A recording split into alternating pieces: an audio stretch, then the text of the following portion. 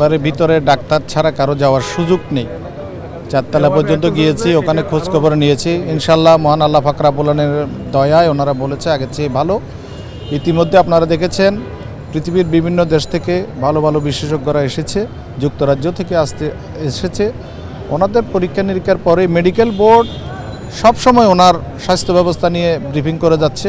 সুতরাং এখানে আমাদের তো বলার তেমন কিছু নেই, ওনারাই যেটা বলতেছে ওটাই। নেতা হিসেবে আসলে এটা আমাদের জন্য গর্বের বিষয়। মহান আল্লাহ পাক রব্বুল আলামিন কখন কাকে কোথায় কী সম্মান দিবে এটা সম্পূর্ণরূপে ওনার উপর নির্ভর করে।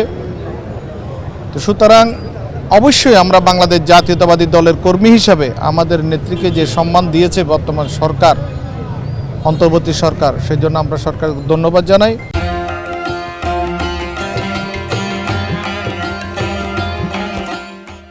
বাংলাদেশের মানুষ আজকে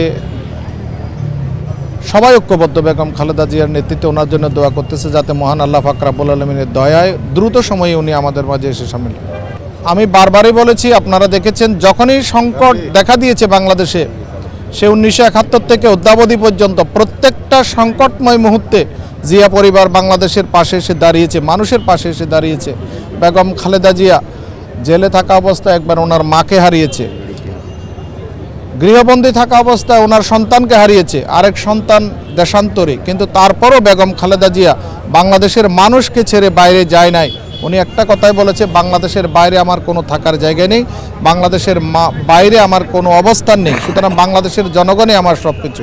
সেই জন্য বাংলাদেশের সর্বস্তরের মানুষ আজকে দেখেছেন বিগত 17 বছর ওনার উপর এমন কোনো অত্যাচার নির্যাতন ছিল না যেটা করা হয় নাই।